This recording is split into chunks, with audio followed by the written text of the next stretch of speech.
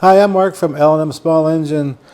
Today we're working on a Stihl chainsaw, MS311 chainsaw. The reason they brought in, they wanted me to adjust the high-low mixtures on it. And on the carburetor, they're set. They turn like a quarter, half a turn each. Anyways, on the low, they must have cranked it and like started ripping out the threads inside the carburetor. You can't turn it all. So we got a new carburetor. We're gonna go ahead and put on it, see if we can't get it running good for him. So hopefully you enjoy the video. Pop the air filter off. And we need a 5/16 or 8mm. I don't know, probably need a small screwdriver. And we got 8mm or 5/16 here. Yeah, on the older saws, you could adjust the mixture screws there which way you wanted, but I suppose for environmental reasons they did this. Now I don't know how that works, because when you run a chainsaw at like sea level versus in the mountains, the air mixture is totally different. I don't know how they do that unless they set them different at different elevations.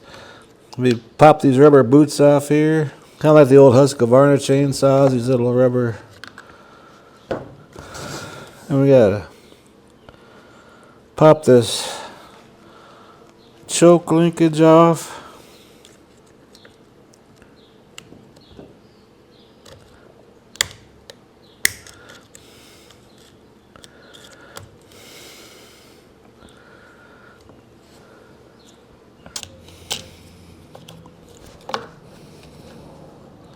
I'm going to put that off the side. You don't want to tear or rip them wires.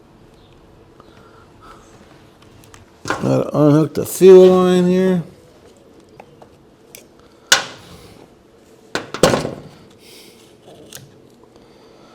And there you go.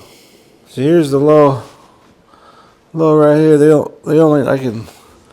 high still turns, but you can see how kind of the plastic's been broken out.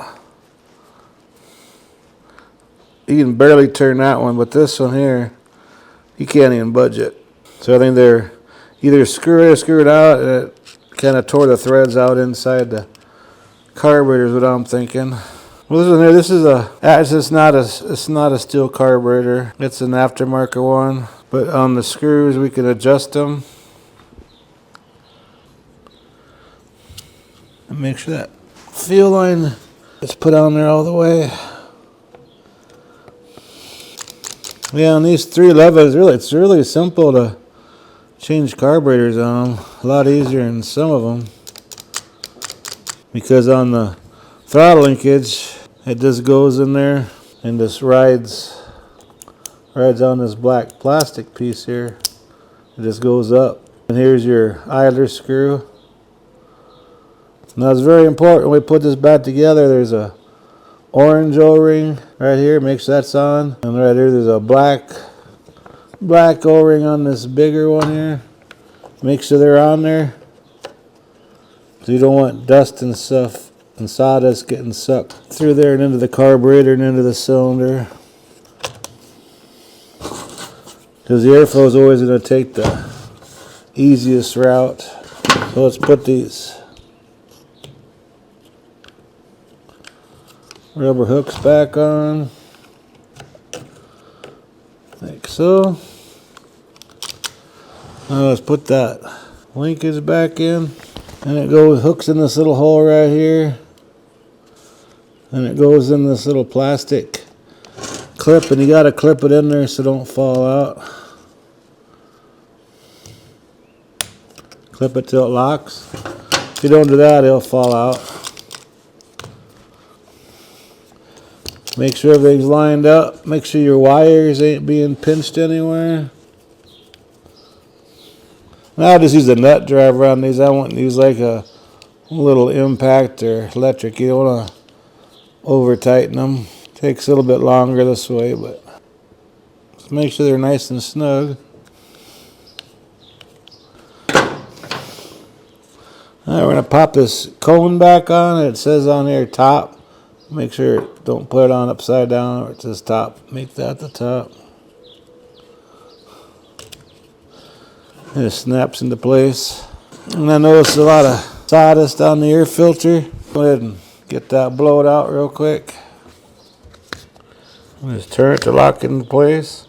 I'll probably wait and put this on until after I get it running. But I noticed the chain's real loose on it, so I'm gonna go ahead and tighten the chain up. Kind of blow all this sawdust off it, blow the cylinder off. And I'm gonna put the gas don't smell bad, but I'm gonna put some fresh 2-cycle gas in this, and let's see if we can get it started. Okay, I put some fresh 2-cycle fuel in there. And when I get it running, you're not gonna hear me talk, but when I give it gas on the throttle, it kind of dogs out, then takes off. You turn the low screw out a little bit. Not too much. If you do it too much, then it's going to idle rough. When you give it gas, it should just take off and go. Then the high end, you don't want it to wrap way out. You get it so it's running like really lean, really high up, then back it off so it riches up a little bit so you don't score your piston, especially in hot days. Well, I'll be doing that once I get it running, but you're not going to hear me talk. That's what I'm explaining to you now, how I'm going to do it. Then, of course, when you're all done, you adjust the idle screw. So, let's see what happens. Tell you what the cover says. I'm going to go ahead and put this cover on real quick.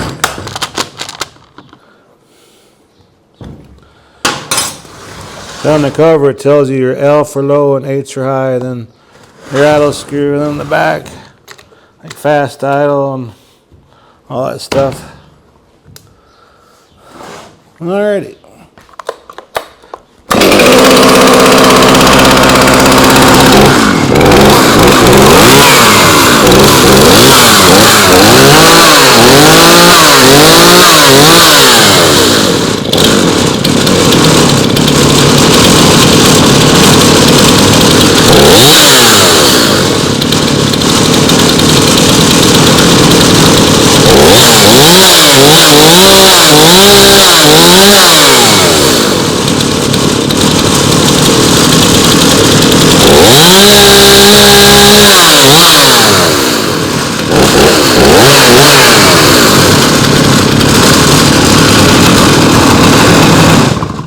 Well, that's a big saw.